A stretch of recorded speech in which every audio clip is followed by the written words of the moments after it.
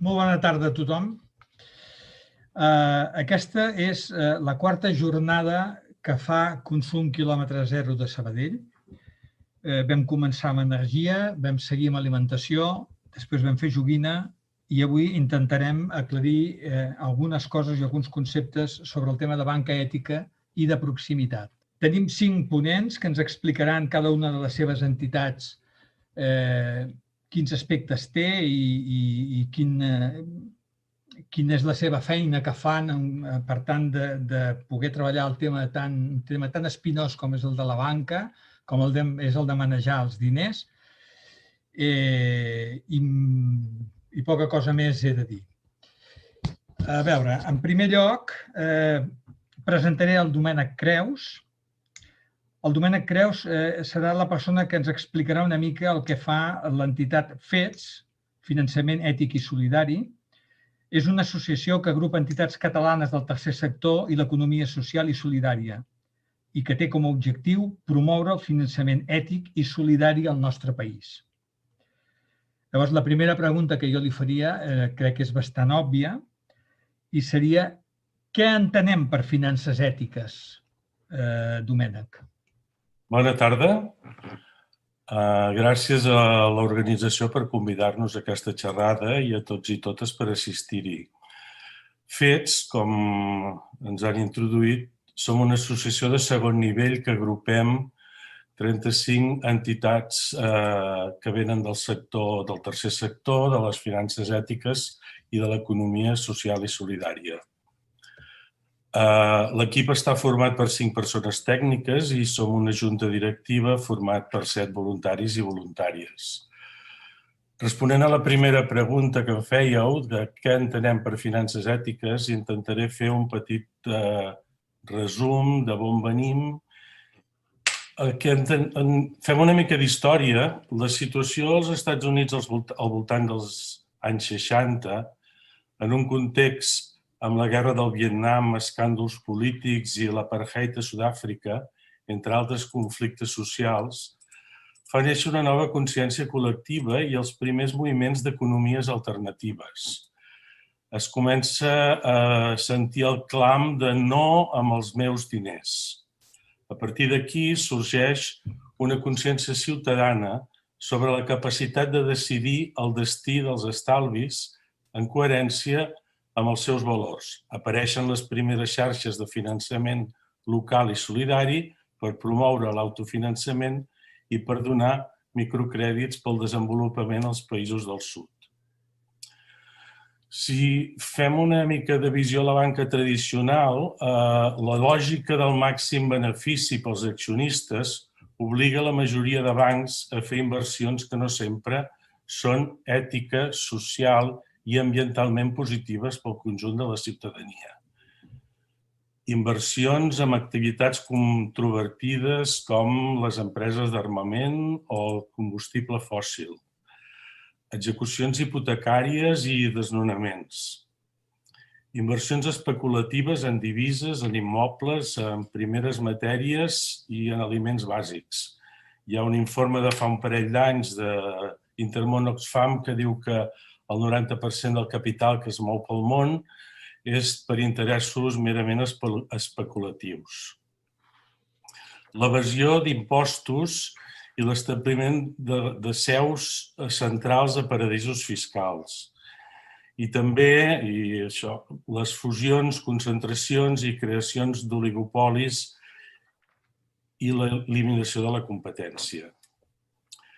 Les finances ètiques entenen la intermediació financera des d'un prisma social, incorporant criteris ètics, socials i mediambientals a l'hora de prendre decisions tant d'estalvi com de finançament i crèdit. Els seus objectius principals són la rendibilitat per garantir la supervivència, els beneficis socials i mediambientals i l'impacte social i ambiental positiu per la ciutadania. Les principals entitats de finances ètiques que treballen en xarxa, agrupades en associacions internacionals i estatals com FEBEA, que és la European Federation of Ethical and Alternative Banks, la GAB, que és la Global Alliance for Banking in Values. Llavors, a casa nostra tenim l'Observatori de les Finances Ètiques, que és una de les eines desenvolupades dins de FEDS, i el segell ETSI, Certificació de Productes, Corredories i Entitats Asseguradores. Totes aquestes entitats han consensuat uns principis fonamentals que podríem resumir amb una sèrie de punts que ara comentarem com els principis àmpliament acceptats per l'àmplia majoria de les entitats de finances ètiques. L'ètica per dins i per fora. La defensa dels valors guia tant l'organització interna i la governança de l'entitat com la seva estratègia bancària en política d'estalvi i préstecs. La transparència, garantint una informació contínua i transparent a les persones i entitats estalviadores perquè coneguin en tot moment què estan finançant amb els seus estalvis. La participació. Molt sovint les entitats de finances ètiques s'organitzen en forma de cooperatives i fan prevaler el principi una persona, un vot. El crit que deien abans de no amb els meus diners, excloure qualsevol finançament en aquells àmbits que vulneren els drets humans i la justícia social i ambiental. L'economia real, fugir de les inversions especulatives i finançar projectes d'economia real i dels sectors socials. La sostenibilitat, aplicar criteris ètics i socials per avaluar la responsabilitat ètica, social i mediambiental dels projectes que sol·liciten finançament. I per acabar, i no menys important, la inclusió financera, facilitar l'accés al crèdit a col·lectius sovint exclosos del sistema financer tradicional. Hem comentat abans el segell ETSI, que és una de les eines creades per l'Observatori de les Finances Ètiques per tal de promoure i regular el sector de les assegurances ètiques. Les asseguradores són un sector de les finances que mou un volum molt important de capital. En la majoria dels casos, amb inversions que no estan en línia amb els valors de les finances ètiques i de l'economia social i solidària. Des de l'ETSI es fa un seguiment al sector de les assegurances i una avaluació anual per tal d'atorgar o mantenir el segell ETSI que certifica pòlisses d'assegurances, companyies i corredories sota els valors de les finances ètiques. Fins aquí una primera introducció, suposo que podrem anar donant voltes durant el debat. Molt bé, moltes gràcies, Domènec. Una cosa et volia preguntar. Les finances ètiques han anat funcionant, es van mantenint, hi ha tota una sèrie de gent que cada vegada està més compromesa, però una pregunta que a mi em ve al cap és: hi ha un cert estancament a partir del 2017? Hi ha qui apunta que sí? Tu creus? A què ho atribuïm, si és el cas?